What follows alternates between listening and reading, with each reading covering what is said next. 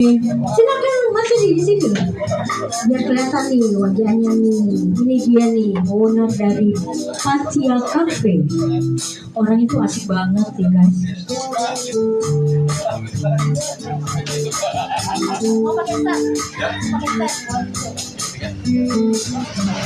Oke nih teman-teman TikTok, ini dia ownernya, namanya Mas Teddy.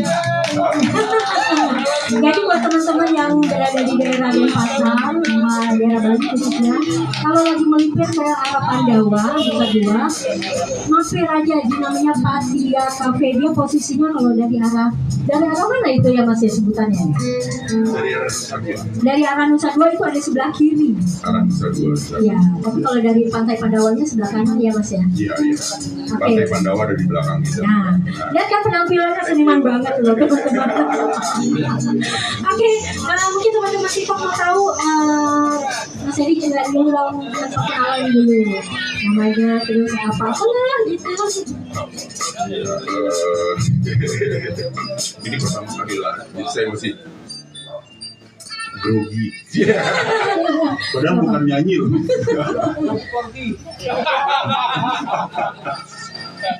Oke, nama saya Teddy.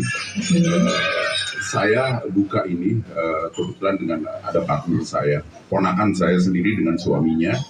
Jadi begitu memutuskan kita tinggal di Bali, lalu kita mau bikin apa ya, gitu kan? Setelah pensiun nih, jadi saya ponakan saya dengan suaminya memutuskan kita untuk tinggal di Bali, karena untuk kembali ke Jakarta nggak tahu, kalau Kong Iwan bilang katanya Jakarta bukan sahabatku lagi. Sudah terlalu crowded ya Mas Iwan ya. Iya, mungkin mantan betul gitu. Oh, jangan-jangan tadi lagunya itu ya tidak berubah itu ya, nggak move on. Lalu akhirnya saya pindah ke Bali itu sebetulnya tahun 2010 mungkin ya, karena kerjaan. Tahun 2019 saya pensiun.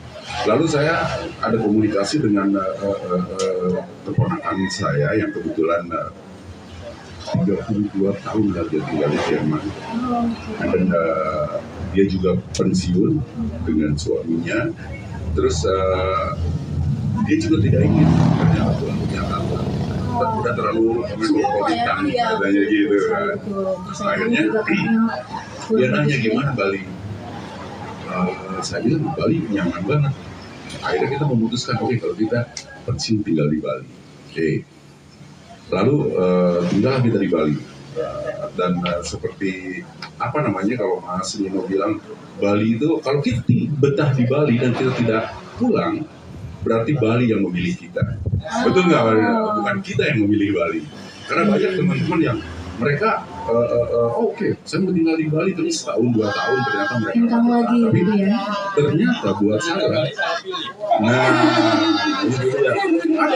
ada teman saya itu Kong Iwan, sebetulnya ke Balinya tuh nyasar, dia nengok anaknya kebetulan kerja Cina. Terus nancep ternyata ternyata, dan mudah-mudahan dia juga dipilih oleh Bali gitu. Dan setelah kita memutuskan untuk tinggal di Bali ini, akhirnya saya, ponakan saya dan suaminya berpikir ya kita berbuat apa ya, gitu kan. Akhirnya kita memutuskan oke, kita usaha kecil-kecilan lah istilahnya tuh begitu. Akhirnya kita bawa Bali ke lebih di dunia lah, dengan pengalaman ponakan saya tinggal di Jerman sekian lama, gitu kan. Kebetulan suami juga orang Singapura, dan saya sendiri dengan kerjaan sebelumnya kemana gitu kan. Akhirnya lucu juga gitu bawa tentang Bali ini, karena sekarang kita udah bermisi di Bali. Akhirnya satu yang orang kenal tentang Bali selain pariwisatanya, berarti adalah kopi Kintamani itu kan sudah. Oh iya, betul sekali. Biasanya orang selalu kopi Bali gitu ya. Betul. Terus yang kedua, awalnya itu adalah dari nasi Bali. Ponakan saya punya ide waktu itu, kita bikin natural product. Tetapi perkembangannya tidak sesuai dengan harapan kita sehingga kita concern ke kopi sekarang. Oh. Gitu. Nah, dari situ kita ke Kintamani, kita berkenalan dengan para petani kopi, lalu kita tidak beli kopi dari distributor tapi direct dari petani. Ya. Memajukan petani juga itu. Iya, karena di dalam misi kita nih maunya bukan hanya sekedar bisnis, bukan hanya nyari keuntungan, tetapi kita ingin berbagi, kita nyari berkah gitu loh. Tujuan kita adalah kita bersinergi dengan petani sejahtera, kita sejahtera, customer happy. Gitu. Sebenarnya itu misi kemanusiaan juga sih, ya kan? Karena banyak sekali kan keluhan ya, bahwa petani itu sering mendapatkan ditekan, tapi para pengusaha ini, waduh, harganya gitu ya, luar biasa. Setelah memutuskan kita concern di kopi, akhirnya yang saya tadinya dari zero, mulailah melakukan pencarian. So, thank you for coming. See you next time. Okay. Pencarian tentang kopi setelah berkenalan dengan petani, lalu saya pergi setiap ada seminar kopi dimanapun saya belajar online sampai memutuskan saya untuk khusus di Lamongan ada Institut Rumah Kopi Indonesia untuk mengambil sertifikat tentang roasting. Nah, dari situlah kita udah mulai ini, partner saya, ponakan saya Ivo namanya, dan suaminya Patrick. Itu kita mulai, kita beli mesin roasting, gitu kan, dari mulai yang kecil dulu. Makin semangat nih. Makin semangat. Ternyata beberapa customer kita yang mencoba mereka suka. Yang mana akhirnya produksi kita mulai agak nambah, kita beli lagi satu mesin lagi, gitu kan. Nah, dari awalnya kita mungkin dari mulut ke mulut karena kita percaya bahwa tidak banyak beriklan banyak dulu awalnya. Tapi ada beberapa customer kita yang akhirnya mencoba ngopi di tempat lain, malah mereka merekomendasikan untuk beli kopi dari kita.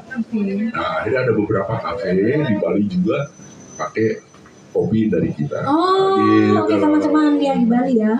Jadi emang ini sedikit info aja nih, jujur lu ya, Jenny itu bukan pengopi, tetapi waktu pertama kali Jenny datang ke tempatnya Mas Edi di Patia Cafe ini, cobain kopinya, Jenny suka. Dan wangi banget kopinya, memang nggak tahu ya, ya karena bukan pengopi sih, intinya enak sih menurut Jenny sih. Dan sekarang ini yang kedua kalinya nih Mas datang, saya kesini lagi maunya kopinya Mas Edi. Kalau di tempat lain Jenny emang nggak ngopi. Karena kopi itu bukan hanya sekedar minuman. Kopi dan warung kopi. Akhirnya gara-gara warung kopi yang saya bikin dengan ponakan ini akhirnya mempertemukan kembali dengan teman-teman lama. Reunian ya. Iya, gitu loh. Jadi bahwa kita nongkrong di warung kopi tidak pernah kehilangan inspirasi. Jadi kopi itu bukan hanya sekedar minuman gitu loh kalau menurut saya gitu kan. Nah, setelah itu akhirnya berkembanglah mulai step by step gitu kan, karena kita dari niat awal ya seperti UMKM lah gitu kan. Alhamdulillah atas karir sekarang ini bahwa udah mulai ada progresnya. Di kemudian hari saya tadinya tidak berpikir untuk mengadakan musik nih, karena saya ketemu Mas Wahyu dari Jazz Management ini, dia menawarkan. Awalnya saya ragu. Kita bercerita ke sejarahnya ini, ke kopinya kita skip dulu.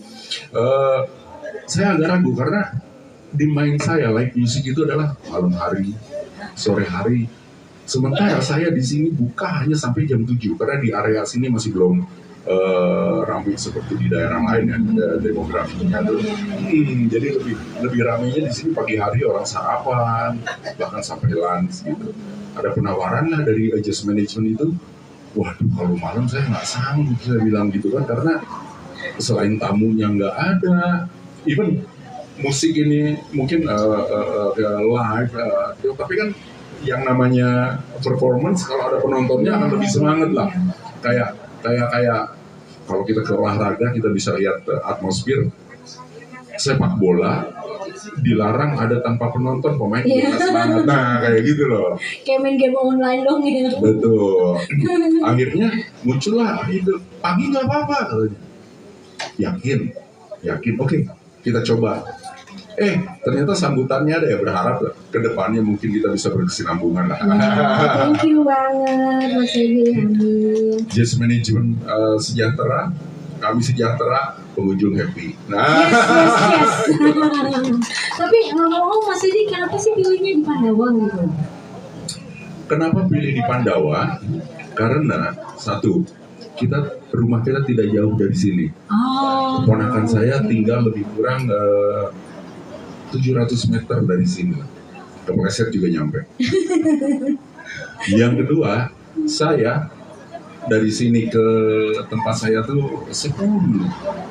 Ya gitu loh. Kalau kepleset nggak nyampe agak kesandung, tapi 10 menit lah, nggak jauh gitu loh. Yang kedua, ini di sini saya lihat belum ada kopi yang proper. Dan itu saya dapat dari tamu-tamu, karena kalau kita buka di Kuta udah banyak. Ya betul banget. Kita buka di Canggu, apalagi rumah kita jauh, kesananya macet gitu kan. Ya. Akhirnya kita memutuskan tinggal di sini karena kita sebagai pemula, mendingan jadi pionir di tempat sepi daripada jadi follower di tempat ramai. Ya itu prinsip kami gitu ya kan. Betul sekali, yes. Jadi akhirnya memutuskanlah kita di sini, ya ternyata kita bisa juga membuka ini di sini itu, karena jujur di era digital ini Google sangat membantu buat kita. Iya, soalnya dikit-dikit langsung cari ya paman Google gitu. Iya, ada teman saya dari Belanda, Robi namanya. Wah, dia pengen ngopi di Pendawa, dia cari di Google. Rating paling bagus adalah Patia gitu. Setiap hari akhirnya dia kesini. Oke. Mas Edi, ini berbicara tentang kopi dan kesehatan. Kan Jenny tuh tahunya kalau minum kopi ini bahkan ini disarankan untuk orang yang punya gula darah. Jadi kalau minum kopi itu harus berapa kali gitu loh sehari. Terus apa sih tipsnya gitu loh untuk dari sisi kesehatan ya, mungkin teman-teman semua di TikTok biar tahu juga nih wawasannya. Oke. Dari pengalaman saya mempelajari kopi ini dan dari beberapa literatur yang saya baca, yang saya ikut seminar juga, apa yang saya tangkap, manfaat dari kopi itu adalah bagus karena kopi itu mengandung kafein dan manusia itu membutuhkan kafein. Kafein itu bagus buat fungsi liver, bagus buat otak untuk membooster. Makanya orang yang minum kopi tidak mudah pikun. Menghindari Alzheimer gitu. Ya, itu. Senanglah minum kopi saat ini. Tetapi kita bicara itu dengan asumsi bahwa meminum kopi yang baik dan benar. Ya, betul. Banyak orang belum paham kayak. Betul. Kopi apabila udah dicampur dengan macam-macam manfaatnya jadi berkurang. Tambahannya itu yang tidak bagus buat kesehatan kita, gitu loh. Kayak gula, kalau over, ya itu yang jadi DAP, gitu. Nah, kalau menurut literatur lagi yang saya baca, minum kopi itu berapa banyak sih? Oke, menurut ada satu profesor apa di YouTube juga banyak itu, saya lupa namanya, bahwa manusia paling bagus mengkonsumsi kopi itu adalah 400 ml kafein. 400 ml kafein. 400 ml kafein itu setara dengan 4 cangkir per hari, gitu loh. Kecuali untuk yang hamil, nah itu 2 cangkir lah. Dengan asumsi 1 cangkir itu adalah sekitar 15 sampai 18 gram kopi ditambah 200 sampai 250 ml air, itu 100 ml kafein. Jadi sehari maksimal itu 4. Itu paling bagus untuk minum kopi. Kenapa? Nah, untuk Untuk konsultasinya untuk setelah ini kita buka ya. Jangan lupa nanti kasih untuk lihat di untuk depan. untuk minum setelah makan itu mungkin kita ngomong antibiotik kalau itu. Oke, kita balik ke kopi. Nah, waktunya itu dari mulai pagi, maksimal itu paling bagus jam 6 sore lah terakhir. Karena pengaruh kafein itu mungkin sekitar 4 jam. Baru diproses ya. Bukan pengaruhnya, karena begini, kafein itu menjaga kita, membuat kita untuk terjaga. Nah, tapi ada orang yang bilang, kalau gua ngopi aja, mau tidur aja. Setelah itu ada yang namanya caffeine tolerance. Tetapi balik lagi, kita bicara tidur, ada yang namanya deep sleep. Nah, perasaan Jadi sih kualitas gitu. perasaan ya agak ada kualitas tidur. Jadi kayak gini, manusia itu idealnya 8 jam tidurnya. Oke, tapi dalam 8 jam kita dapat deep sleep 1 jam aja itu udah bagus. Karena yang namanya tidur itu kan mimpi itu kita tidak masuk di dalam deep sleep, kegelisahan. Padahal kita tidur, guling sana, guling sini. Dari mana kita tahu? Zaman udah banyak banget, sekarang ini banyak banget smartwatch. Nah, kita bisa ukur deep sleep kita berapa. Di situ akan, oke, kita tidur dari jam 8 malam sampai jam, katakanlah jam 6 pagi atau jam 5 pagi itu sekian jam, tapi deep sleep-nya paling 1 jam. Nah, kafein juga mempengaruhinya seperti itu. Mengganggu ke kualitas tidurnya. Nah, itu yang punya caffeine tolerance. Tapi ya, setiap tubuh kita beda-beda. Kayak orang-orang bilang bahwa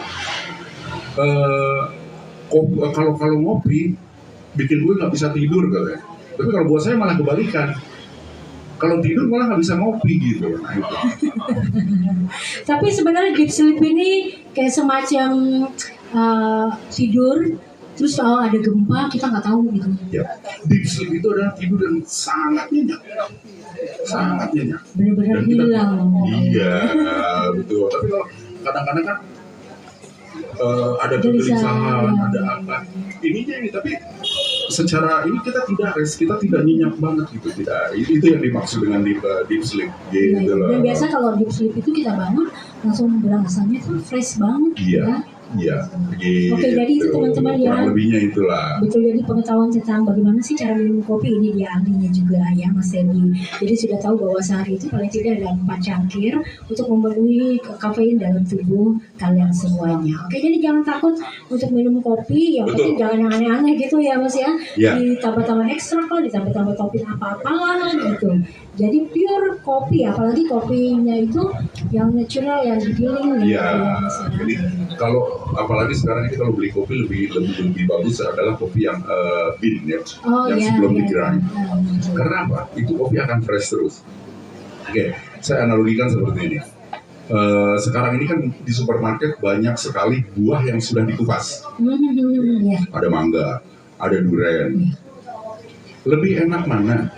Beli yang sudah di packing kupasan atau kita beli buah utuh, kita pengen kupas. Jujur lu sih yang belum ikut pas cuma males aja. Nah, itu. Jadi ya apa namanya? Butuh pengorbanan. Untuk merasakan sesuatu lebih enak butuh pengorbanan. Nah, Betul. itu aja mungkin. Jadi lebih baik apa namanya beli yang bean karena umurnya kopi itu akan lebih panjang dan ditempatkan di tempat yang vakum. Karena kopi itu sebetulnya rusaknya kopi itu bukan baunya keluar, tetapi kopi itu cenderung menyerap bau-bauan yang ada di sekitarnya. Karena kalau kita mau ini apa namanya, di sini bau pesing atau bau apa, Kayak semacam aromaterapi gitu. tabur kopi aja nanti baunya akan hilang. Nah, itu yang diserap oleh kopi. Nah, banyak orang yang juga taruh kopi di kulkas padahal itu salah. kecuali satu kulkas itu kopi semua isinya gitu loh, karena dia akan menyerap bau-bauan yang lain, itu yang bikin kualitas kopi jadi nggak bagus gitu. Oke, jadi juga baru paham tuh kalau seandainya seperti Iya. itu ya, gitu ya. Jadinya begitu ya teman-teman, kita sudah kenal sama orangnya, Mas Edi, kita juga sudah dikasih tahu tipsnya bagaimana minum kopi dengan baik, lalu bagaimana cara memilih kopi tadi, beli yang bin aja deh ya, karena itu jarak usianya lebih panjang Iya, gitu, dan karena lebih sekarang fresh. harga grinder sendiri nggak mahal kok. Ya banyak Ada yang apa ya? manual, bahkan yang listrik pun ada lah mungkin ya, Ya, yang kecil-kecil sekitar itu loh, 100.000 ya. Itu udah nggak mahal.